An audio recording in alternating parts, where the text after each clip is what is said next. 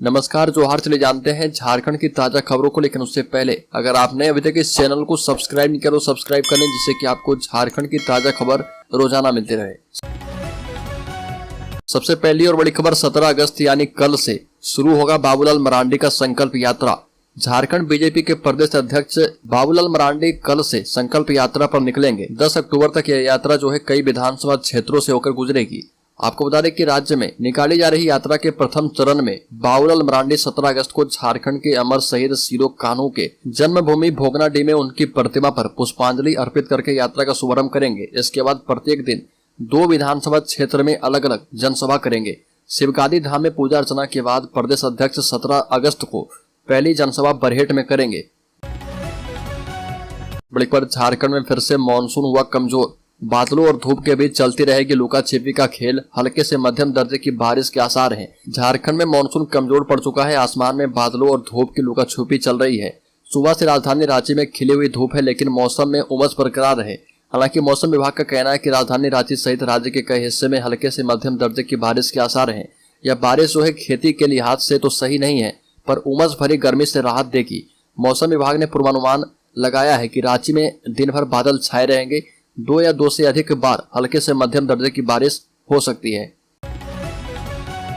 पर झारखंड उत्पाद सिपाही प्रतियोगिता परीक्षा 2023 के कई अभ्यर्थियों के आवेदन निरस्त कर दिए गए हैं। झारखंड कर्मचारी चयन आयोग ने झारखंड उत्पाद सिपाही प्रतियोगिता परीक्षा 2023 में आवेदन करने वाले कई अभ्यर्थियों के आवेदन निरस्त कर दिए हैं। इन अभ्यर्थियों की आवेदन संख्या की सूची भी जारी की गई है। आयोग ने कहा है कि कई अभ्यर्थियों ने आवेदन शुल्क जमा कराने की निर्धारित तिथि 8 अगस्त 2023 तक वर्ग कोटि में संशोधन करने के फलस्वरूप डिमांड ड्राफ्ट आयोग कार्यालय में आकर जमा नहीं करवाया। इसी के चलते इनके आवेदन निरस्त कर दिए गए हैं। जिन अभ्यर्थियों के आवेदन जेएसएससी प्रतियोगिता परीक्षा में निरस्त किए गए उनकी संख्या 35 है। बड़ी खुशखबरी, झारखंड सरकार बैलों पर दे रही 90% अनुदान। आपको बता दें कि झारखंड सरकार किसान और पशुपालकों को आत्मनिर्भर बनाने के लिए कई महत्वाकांक्षी योजनाएं चला रही है। मुख्यमंत्री पशुधन योजना के तहत पशुपालकों को लाभ मिल रहा। सरकार किसानों को खेत जोतने के लिए बैल भी दे रही है। इसके लिए झारखंड सरकार ने 2023-24 वित्तीय वर्ष के लिए जोड़ा बैल वितरण योजना लाई है। इस योजना में किसान को 90% अनुदान पर 1 जोड़ा बैल दिया जाएगा। 2 बैलों की कीमत सरकारी स्तर पर 40,000 रुपये होगी। किसान को 10% का अंशदान यानी 4,000 खाते में जमा करना होगा। शेष राशि 36,000 रुपये सरकार जमा करेगी। इसके बाद किसान बैंक से 40,000 का चेक बनाकर व्यापारी से बैल खरीद सकते हैं। किसान को हर हालत में जिला पशुपालन प्रांगण में लगे शिविर से व्यापारी के माध्यम से खरीदारी करनी होगी। बड़ी खबर, राज्य में राष्ट्रीय स्वयंसेवक संघ की विचारधारा से प्रभावित विद्या भारती के सरस्वती विद्या मंदिर के नाम से पूरे देश में संचालित स्कूलों में भी अभी 64,000 मुस्लिम और 10,000 ईसाई बच्चे पढ़ रहे। दर्जनों शिक्षक भी मुस्लिम हैं। अभी पूरे देश में 12,500 औपचारिक और 12,000 अनौपचारिक विद्यालय चल रहे। उस संस्था के अखिल भारतीय महामंत्री अवनीश भटनागर 2 दिन के प्रवास पर रांची आए हैं। उन्होंने कुछ समय निकालकर विशेष बातचीत की और कहा कि भारत सरकार की नई शिक्षा नीति को लागू करने के लिए उनके विद्यालय पूरी तरह तैयार हैं। बड़ी खबर, हेमंत सोरेन ने सीधे ईडी के असिस्टेंट डायरेक्टर को ही लिख दिया पत्र। कहा कि समन वापस लो, नहीं तो करेंगे कानूनी कार्रवाई। झारखंड के मुख्यमंत्री हेमंत सोरेन ने ईडी की तरफ से भेजे गए समन पर ED assistant director Devvrat Jha के नाम पत्र लिख दिया। मुख्यमंत्री हेमंत सोरेन ने चिट्ठी लिखकर बेवजह समन भेजकर परेशान करने का आरोप लगाया। वहीं सीएम ने लिखा कि समन वापस नहीं लिया गया तो वह कानून का सहारा लेंगे। वहीं सीएम ने पत्र में आगे लिखा कि ईडी के समन में 14 अगस्त को बुलाया गया। इससे साफ होता है कि जानबूझकर लोकतांत्रिक रूप से चुनी गई झारखंड सरकार के लोगों की प्रतिष्ठा धूमिल करने की कोशिश की जा रही है। बड़ी खबर, ईडी और सीबीआई नीम करेला सीएम को समन भेजे जाने की बात पर भड़के स्वास्थ्य मंत्री बन्ना गुप्ता। झारखंड में मुख्यमंत्री हेमंत सोरेन को ईडी की तरफ से समन भेजे जाने के बाद राजनीतिक माहौल गर्म है। केंद्रीय जांच एजेंसी ने रांची में हुए जमीन घोटाला के सिलसिले में उनसे पूछताछ करना चाहती है। मुख्यमंत्री को 14 अगस्त को तलब किया गया था, लेकिन वह नहीं पहुंचे। इस बीच राज्य के स्वास्थ्य मंत्री ने ईडी को लेकर एक चौंकाने वाला बयान दिया, जिसमें उन्होंने ईडी, सीबीआई और आयकर विभाग की तुलना करेला, नीम और कुटकी से की है और मीडिया से बात करते हुए कहा कि झारखंड के लिए राजनीतिक स्वास्थ्य अच्छा है, क्योंकि हम जितना करेला, नीम और कुटकी का जूस पी रहे, इनका मतलब ईडी, सीबीआई और इनकम टैक्स से है, उतना हम मजबूत हो रहे। बड़ी खबर, डीजीपी ने झारखंड पुलिस मुख्यालय में झंडोत्तोलन किया और कहा कि हमें अपने बलिदान देने वालों पर हमेशा गर्व रहेगा। स्वतंत्रता दिवस के अवसर पर झारखंड पुलिस मुख्यालय में डीजी अजय कुमार सिंह ने झंडोत्तोलन किया। अजय कुमार सिंह ने अपने संबोधन में कनीय पुलिस पदाधिकारियों एवं कर्मियों को स्वतंत्रता दिवस की शुभकामनाएं दी। साथ ही कहा कि झारखंड पुलिस को हमेशा अपने बलिदान पर गर्व रहेगा।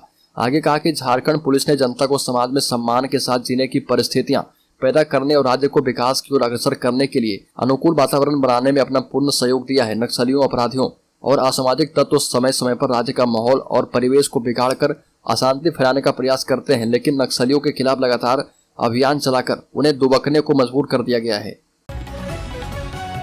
बड़ी खबर, शहीद जवानों को सीएम और राज्यपाल ने दी श्रद्धांजलि। परिजनों के साथ हमेशा खड़ी रहेगी सरकार, हताशा में उग्रवादी घटना को दे रहे अंजाम।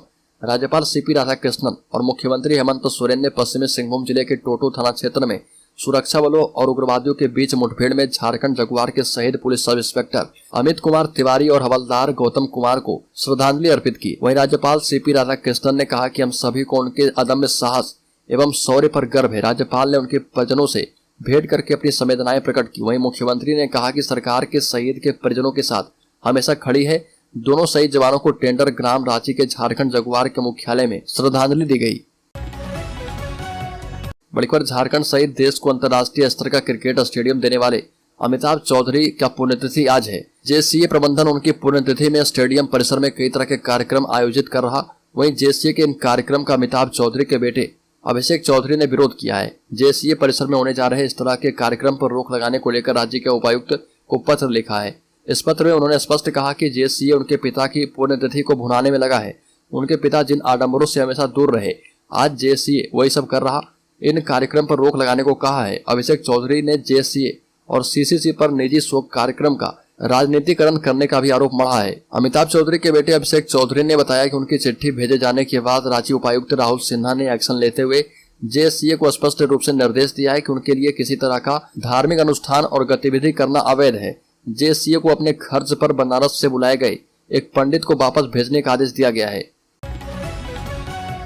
बड़ी खबर, राहुल गांधी के मोदी सरनेम मामले में सुनवाई आज। मोदी सरनेम को लेकर राहुल गांधी की ओर से की गई टिप्पणी मामले में झारखंड हाईकोर्ट में सुनवाई होगी। सुनवाई को अहम माना जा रहा। दरअसल सुनवाई में स्पष्ट हो जाएगा कि राहुल गांधी को एमपीएमएलए कोर्ट में सशरीर उपस्थित होना है या नहीं। मोदी सरनेम को लेकर की गई टिप्पणी मामले में राहुल गांधी को निचली अदालत ने सशरीर हाजिर होने का कहा था, जिस पर राहुल गांधी की ओर से झारखंड हाईकोर्ट में याचिका दायर की गई है। इस मामले में झारखंड हाईकोर्ट में 4 जुलाई को सुनवाई हुई थी, जहां कोर्ट ने राहुल गांधी पर पीड़क कार्रवाई करने से रोक लगा दी थी। निचली कोर्ट के आदेश को चुनौती देते हुए राहुल गांधी ने झारखंड हाईकोर्ट में उनकी ओर से क्रिमिनल क्वेश्चनिंग याचिका दायर की गई है। बड़ी खबर, झरिया के पूर्व विधायक संजीव सिंह को रिम्स ने हायर सेंटर रेफर कर दिया है। इस संबंध में रिम्स के चिकित्सा अधीक्षक ने मंडल कारा धनबाद को पत्र लिखकर बताया कि रांची रिम्स में इलाजरत विचाराधीन बंदी संजीव सिंह का 14 अगस्त को राज्य स्तरीय मेडिकल बोर्ड के द्वारा स्वास्थ्य जांच कराया गया। जांच रिपोर्ट आने के बाद लगा कि उन्हें अविलंब उच्चतर संस्थान ले जाया जाए और इसके लिए मंडल कारा धनबाद पूरी व्यवस्था करे। धनबाद नगर निगम के पूर्व डिप्टी मेयर एवं कांग्रेस नेता नीरज सिंह समेत 4 लोगों की हत्या के मामले की सुनवाई जिला एवं सत्र न्यायाधीश अखिलेश कुमार की अदालत में हुई और कोर्ट में झरिया के पूर्व भाजपा विधायक संजीव सिंह को छोड़कर शेष आरोपियों को वीडियो कॉन्फ्रेंसिंग से पेश किया गया। सुनवाई के दौरान संजीव सिंह की ओर से अधिवक्ता मोहम्मद जावेद ने आवेदन देकर कोर्ट को बताया कि झारखंड हाईकोर्ट के आदेश पर संजीव सिंह को इलाज के लिए 11 अगस्त को रांची के रिम्स में भर्ती किया गया था, परंतु रिम्स में संजीव सिंह का सही तरीके से इलाज नहीं हो पा रहा। बड़ी खबर, झारखंड के 7 जिलों में ओबीसी आरक्षण पर उठा विवाद। आपको बता दें कि झारखंड के 7 जिले ऐसे हैं जहां ओबीसी को आरक्षण का लाभ नहीं मिल रहा है। ऐसे में हेमंत सरकार ने उन्हें ईडब्ल्यूएस के तहत आरक्षण देने का फैसला किया है। उनके इसी फैसले पर विशेषज्ञ नाराज हैं। झारखंड के 7 जिले में पिछड़ा वर्ग एवं अत्यंत पिछड़ा वर्ग को कोई भी आरक्षण नहीं है और वहाँ इस श्रेणी के अंतर प्राप्त विद्यार्थियों और अभ्यर्थियों को नौकरी एवं पढ़ाई में ईडब्ल्यूएस यानी आर्थिक रूप से कमजोर श्रेणी के लिए निर्धारित आरक्षण जो कि सिर्फ सवर्णों को दिया गया है, उसका लाभ देने के कैबिनेट के निर्णय पर सवाल उठने लगे हैं। संवैधानिक रूप से इसे गलत निर्णय बताते हुए विधि विशेषज्ञ ने कहा कि आर्थिक रूप से कमजोर श्रेणी के लिए आरक्षण का प्रावधान उच्च वर्ग के लोगों के लिए है। ऐसे में यदि सरकार को राज्य के 7 जिलों में आरक्षण से वंचित पिछड़ा वर्ग को आरक्षण का लाभ देने की मंशा है, तो इसे अन्य जिलों की तरह पिछड़ा वर्ग आरक्षण श्रेणी में रखने का प्रावधान करना चाहिए। सरकार के निर्णय पर सवाल खड़े करते हुए बताया गया कि 7 जिलों के बजाय राज्य के सभी जिलों को ध्यान में रखकर निर्णय करना चाहिए था। ऐसे में जिन्हें इससे वंचित होना पड़ेगा वो हाईकोर्ट में गुहार लगाने के लिए विवश हो जाएंगे।